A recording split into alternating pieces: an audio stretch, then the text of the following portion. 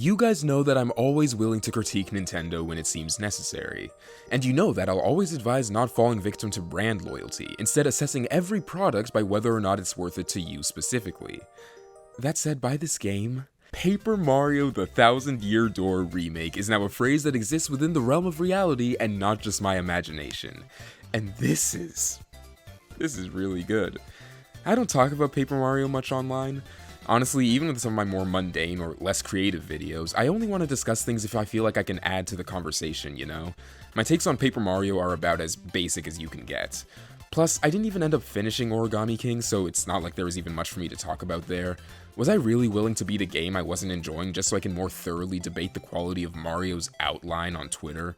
No, the answer is no. But despite the series not meaning as much to me as a certain other Mario RPG franchise that was taken from us far too soon, I still love Paper Mario, with 64 and Thousand Year Door being at the peak of that adoration.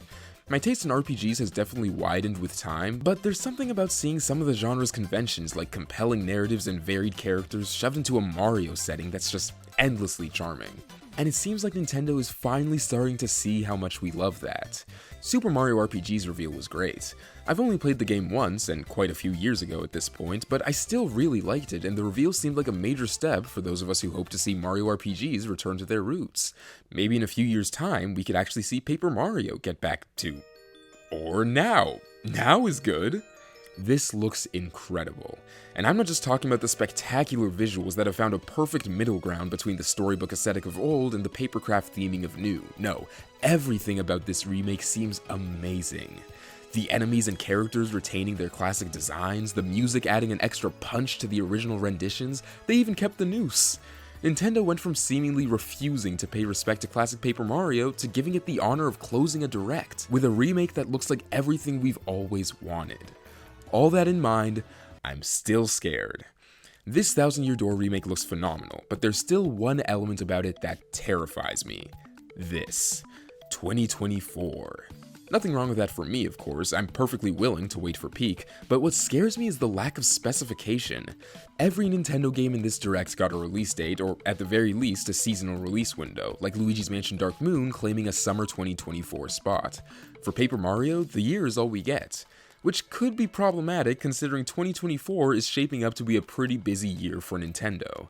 A new system is on the horizon, seemingly eyeing a late 2024 release window, and if that's the case, the Thousand Year Door could very well end up being one of the Switch's final games. I am so worried about this game's success. Because success is what it needs. If Nintendo finally listens to the vocal fans of this series by making a remake of this caliber, and the reward is it selling half of what Origami King made, what does that tell them? Classic Paper Mario fails, and modern Paper Mario works, despite the fact that the former was dropped at the end of a system's life and the latter was dropped in the middle. We need this game to do well despite the circumstances of its release. I've already seen some people get upset at Thousand Year Door fans saying that we need the remake to outsell Origami King. And I understand not wanting to see a game you like used as an example of something to be exceeded. But genuinely, I can't see how the Thousand Year Door being the best-selling Paper Mario game on Switch could be anything but a good thing. Even though the vast majority of modern Paper Mario fans also like the classics, I understand that there are a rare set of people that prefer the modern games, and an even rarer subset of people that like the modern games while disliking the classics. And you know what? Totally valid. If you love these three Paper Marios, congratulations, you're just as much of a fan of the series as I am, because I only like half the games too.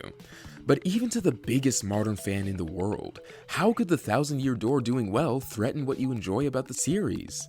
If Nintendo sees that this game is successful and decides to adapt elements from it into the new games, do you know what we'll get? Memorable characters, an enthralling narrative, varied world design, and an iconic, addicting battle system. Once again, I'm being fully genuine here, but how could that be bad? While Paper Mario Clay Calamity or whatever would only please half a fanbase, a Paper Mario game that adapts the series' classic elements into a modern title has the chance to make everyone happy. If you are a Paper Mario fan, new or old, receptive or critical, or an outsider who thinks that the series looks even the mildest bit interesting and would like it to succeed, buy this game. Please. 3.5 million units is our goal, and I'm willing to do my part by never shutting up about it until my friends finally give in to purchasing. You guys will thank me for this later. But anyways guys, that's about it for this video. As always, I'd love to hear what you think.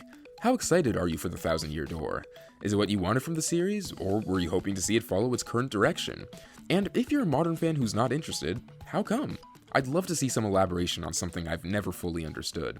Let me know in the comments below, and I'll see you all later.